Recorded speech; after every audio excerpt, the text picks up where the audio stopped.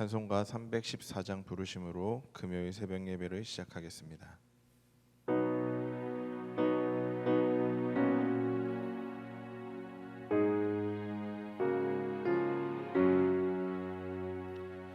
내 구주 예수를 더욱 사랑 엎드려 비는 말 들으소서. 내 진정 소원이 내 구주 예수를 더욱 사랑 더욱 사랑.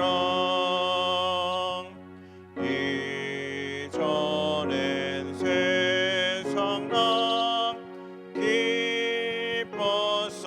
기뻤어도 지금 내 기쁨은 오직 예수.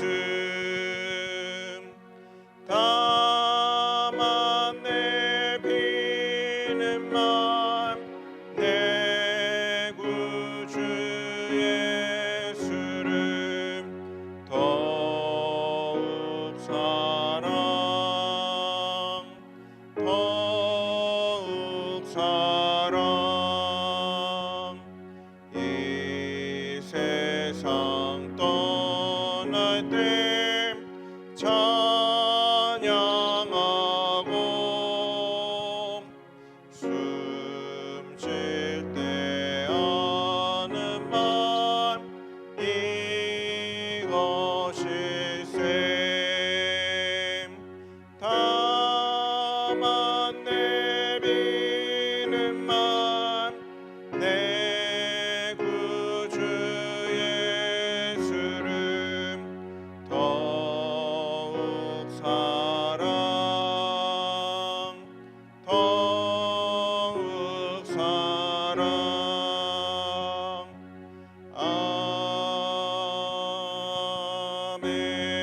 아멘. 신앙 고백하겠습니다. 전능하사 천지를 만드신 하나님 아버지를 내가 믿사오며 그 외아들 우리 주 예수 그리스도를 믿사오니 이는 성령으로 잉태하사 동정녀 마리아에게 나시고 본디오 빌라도에게 고난을 받으사 십자가에 못 박혀 죽으시고 장사한 지 사흘 만에 죽은 자 가운데서 다시 살아나시며 하늘에 오르사 전능하신 하나님 우편에 앉아 계시다가 저리로서 산자와 죽은 자를 심판하러 오시리라. 성령을 믿사오며 거룩한 공회와 성도가 서로 교통하는 것과 죄를 사하여 주시는 것과 몸이 다시 사는 것과 영원히 사는 것을 믿사옵나이다. 아멘. 하나님, 오늘도 주님 앞에 예배합니다. 주님께 엎드려 기도합니다. 하나님, 저희들의 그 모든 것들을 받아 주시옵소서. 세상은 우리를 넘어뜨리려고 하고 우리를 흔들고 쓰러뜨리려고 합니다. 하나님, 믿음으로 바로 설 수 있도록 우리의 중심이 흔들리지 않도록 주님 붙잡아 주시옵소서. 연약한 영혼들이기에 부족한 영혼들이기에 세상이 유혹하기가 쉬운 자들입니다. 그러나 주와 함께함으로 승리할 수 있도록 이끌어 주시옵소서. 예수님의 이름으로 기도드렸습니다. 아멘. 오늘 우리에게 주신 하나님의 말씀은 로마서 2장 12절부터 16절까지의 말씀입니다. 로마서 2장 12절부터 16절까지의 말씀을 제가 봉독해 올리겠습니다. 무릇 율법 없이 범죄한 자는 또한 율법 없이 망하고 무릇 율법이 있고 범죄한 자는 율법으로 말미암아 심판을 받으리라.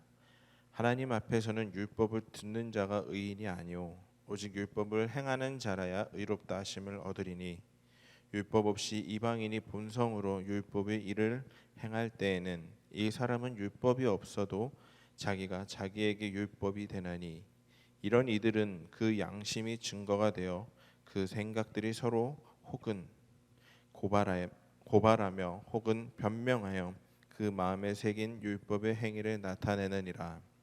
곧 나의 복음에 이른 바와 같이 하나님이 예수 그리스도로 말미암아 사람들의 은밀한 것을 심판하시는 그날이라. 아멘. 사람들은 서로를 비교함으로써 죄인과 의인을 평가합니다. 그래서 스스로를 의인이라고 여기는 사람도 많이 있습니다. 그러나 성경에 의하면 모든 사람들은 죄인입니다. 예수님을 통한 하나님의 은혜가 필요 없는 사람은 단 한 사람도 이 세상에 없다는 이야기입니다. 자, 하나님께서 이스라엘 백성들에게 율법을 주신 목적은 무엇이었을까요?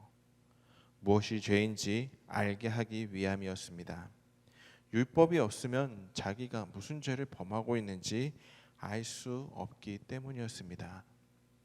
그래서 율법이 중요했던 것입니다. 그렇지만 율법을 소유하고 안다는 것만으로는 의로워질 수는 없습니다. 그 이유는 율법은 듣는 자가 의인이 아니라 율법을 지키고 행하는 자가 의인이기 때문입니다.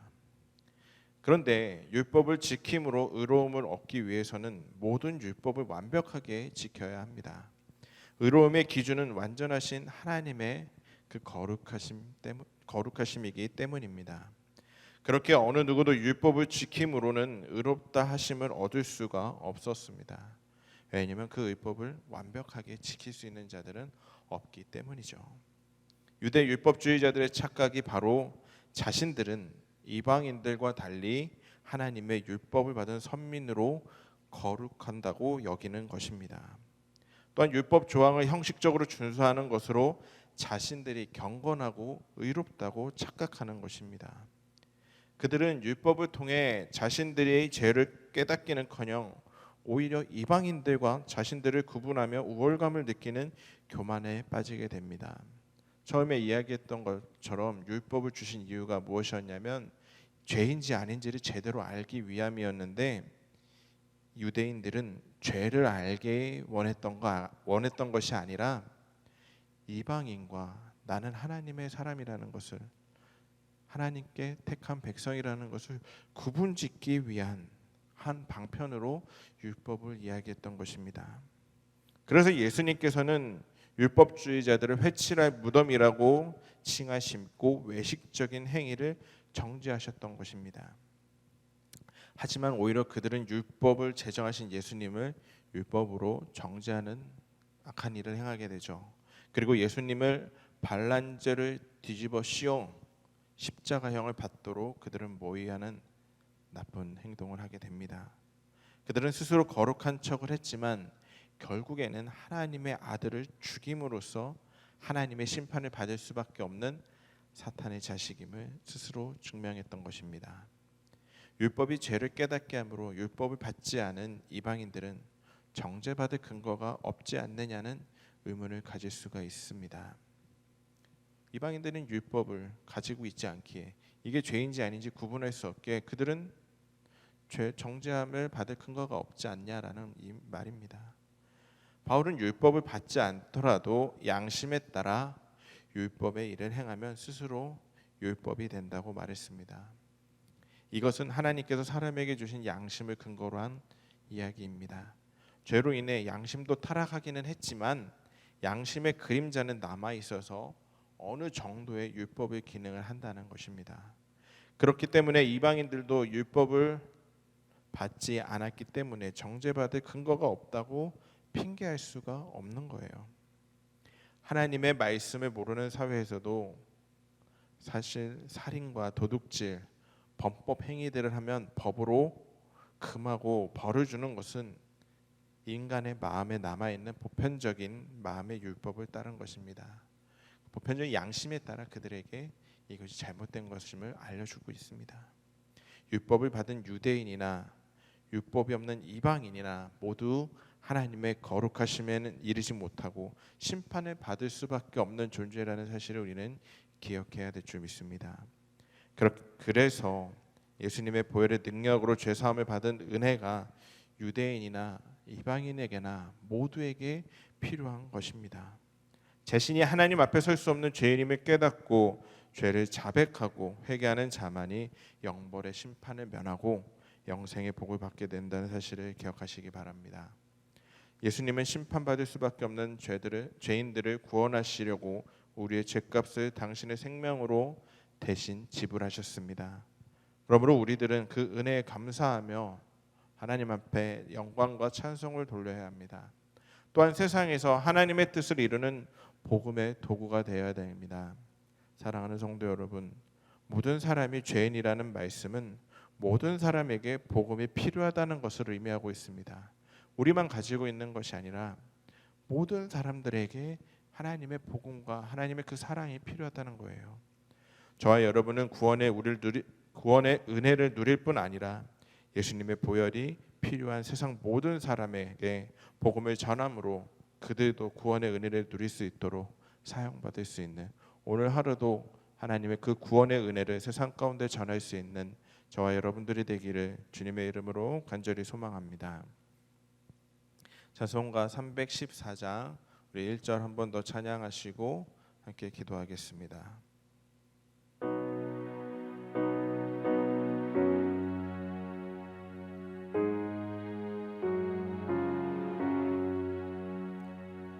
내 구주 예수를 더욱 사랑 엎드려 비는 맘 들으소서. 내 진정 소원임 내 구주 예수를 더욱 사랑 더욱 사랑. 우리 주여 세 번 간절히 부르짖고 함께 기도하겠습니다. 주여 주여 주여